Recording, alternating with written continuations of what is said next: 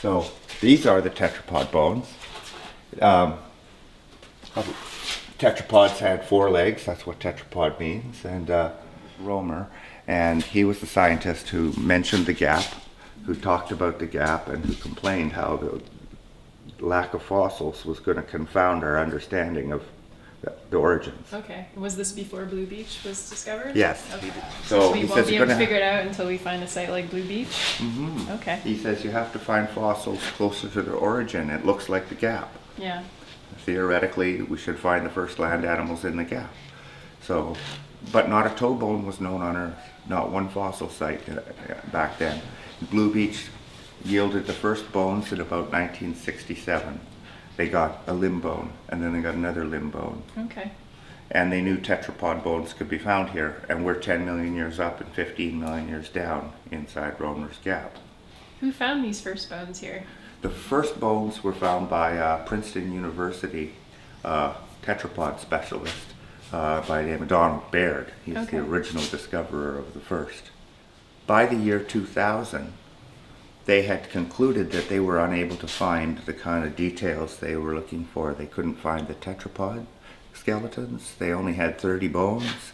They didn't believe a skeleton or anything put together would ever be found here, and that it was unsolvable. And then what happened? Well, then they encountered us, which is on the ground Nova Scotians who had built a collection, and then my wife and I opened a museum. You can. We have skeletons which they thought could not happen. Now we can reconstruct. We have found the new kids on the block, the new tetrapods. We have found the old guard coexisting here. There have been other Romer's Gap fossils found now, And other locations? only in one particular area of Scotland. My colleagues in research, Scottish experts, are accustomed to having most of the finds. Over the last 100 years, Scotland has been a very big player in tetrapod research. So the Scottish experts looked at our Blue Beach collection in 2003 and said, wait a minute, there's 7 species of tetrapod right here. We can't rebuild them, but there's 7 different breastbones. And that can mean only one thing, that tetrapods are diverse. And they've already started evolving into terrestrial forms. And that means it must be something we could find somewhere else. We must be able to locate more tetrapods. If they're this productive at Blue Beach, Right. there is no extinction, and there's no excuse for us not finding some in Scotland. So they were inspired to look more. They did. So how long ago are these fossils from? They're early Carboniferous, the earliest really. About 10 million years after the end of the Devonian period, and we head into Carboniferous time, these are the sediments that we're recording here. And So how many millions of years ago? 350. Wow. The Carboniferous is probably about 70 million years long, and Blue Beach is, say, 10 million years from the start. So this front cabinet is a giant fish, and it's a big contributor to a lot of the bones that we're finding here. Most of the big bones belong to this species, which is known as a rhizodont. Okay. The bones are the dark things in the rocks. And what's interesting about a rhizodont is he's kind of our inner fish. He's a fish that began the blueprint for our limbs. Okay. And he's perfecting the lungs and the breathing. He's got a pelvis, but he crawls only on his front fins. Yeah, you can see that in the model you have here. Mm-hmm.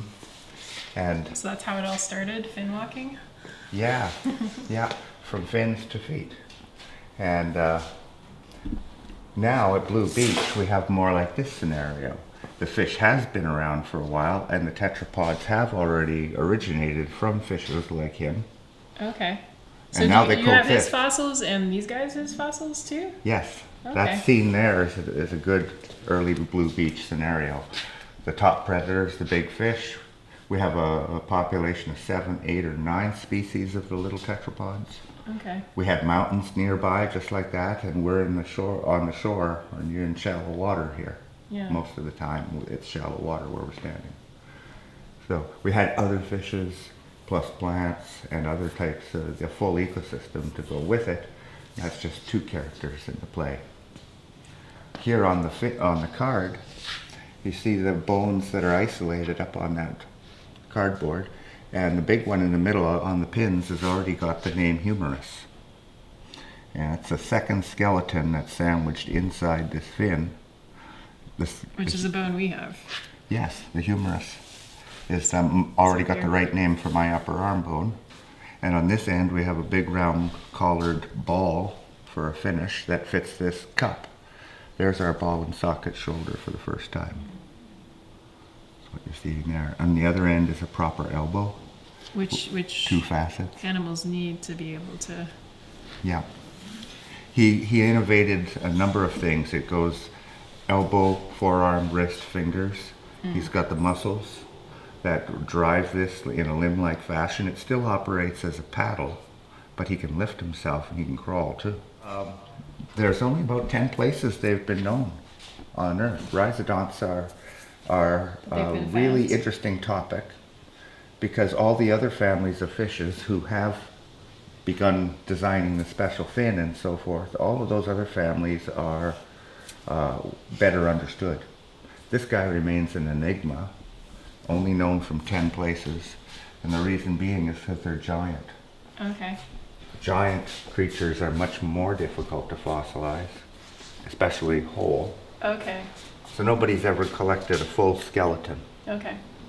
And everyone works with pieces like this. There's only about 10 localities. But Blue Beach has yielded skeletons. This is very encouraging because they said it couldn't be done. Or whole skeletons? Good portions. Good. Okay. Big chunks of the skeleton. Yeah, significant pieces of the anatomy, so we could begin to reconstruct and know that we're dealing with one animal. Right. So he's quite small. How big did the rhizodonts get? Is this one could go 5 meters. Okay. 15, 16 foot, and about 3 tons. And most of these fossils belong to smaller individuals. Right. For the reason you just said, it's harder to fossilize bigger animals, so the smaller ones give us better chances at skeleton like those. Yeah. But Blue Beach was also, we think, it's a nursery for baby rhizodonts. And that we get the odd time a big guy shows up, or we get signs of the adults. Okay. But that most of what was here was a population of 1 meter long youngsters. And the theory is pretty strong that suggests that adults would eat youngsters, given the circumstance. They're ambush predators, like an alligator. They don't discriminate. Anything moves into their strike zone, they will eat it. How do you figure out these kind of details about the life history of animals based on fossils? There's lots of clues. First of all, the introduction of a new muscle, which can be detected by the detachment area. The new muscle suggests the actions the animal is doing in life. That's why he evolves and perfects this kind of a new feature.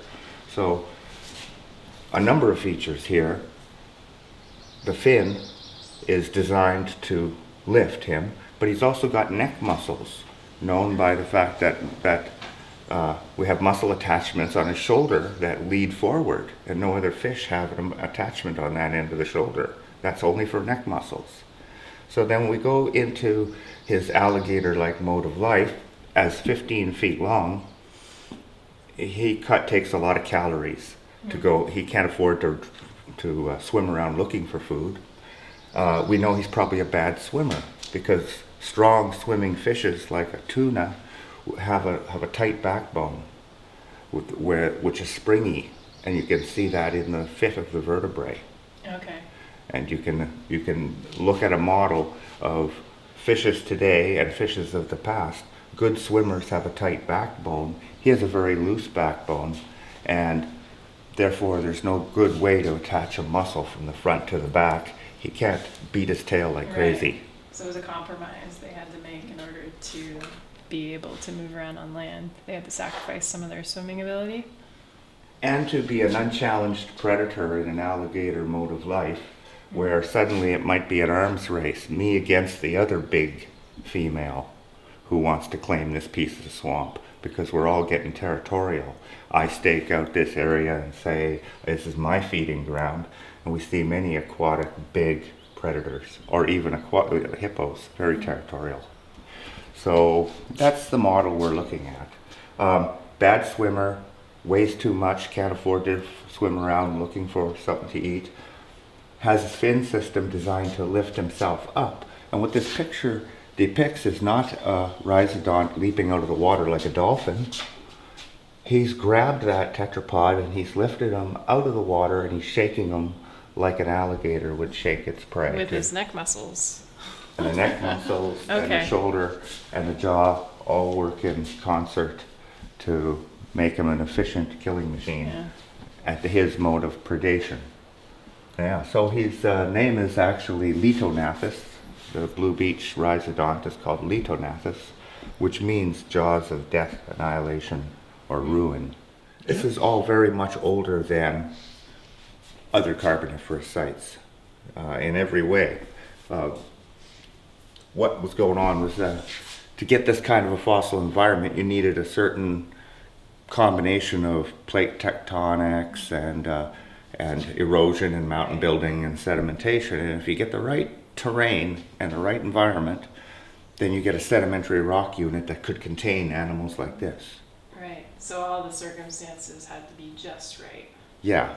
It really did. And here we were 2 miles or so from the African mountains.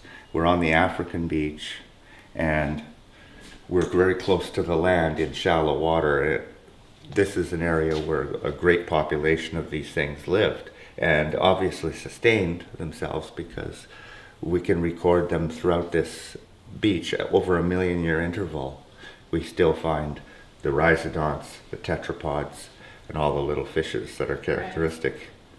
They occupied this area that whole time. So the earliest fossils you found here are from 10 million years into the Carboniferous period, and then for how long? There's period after that? We probably get a 1 million year snapshot. Slice. Yeah. Yeah, that's about it. Yeah. And after Blue Beach, you don't see this scenario again for another 15 million years if we're talking about bones. The next bones that inform us on tetrapods and rhizodonts really come from 330 million year old rocks. Okay, so and there's a big 335. gap on the record there. Yeah. Okay. There's also there's a gap going up from Blue Beach. There's a gap going down too. The older fossils from Blue Beach, there were rhizodonts, there were tetrapods before Blue Beach. Okay. They're at least 10 million years displaced from us though in the other direction. Right. Last seen when the Devonian ended. All in all, there's a big difference between what you saw before and what you saw after. Before the gap, nothing's really terrestrial yet, and it belongs to a series of very primitive groups. They are aquatic still, they don't look like they could go on land. When it comes to the tetrapods, you know that they didn't turn into our groups, they didn't turn into us. The first tetrapods are sort of fish with fingers, and they're sort of a side branch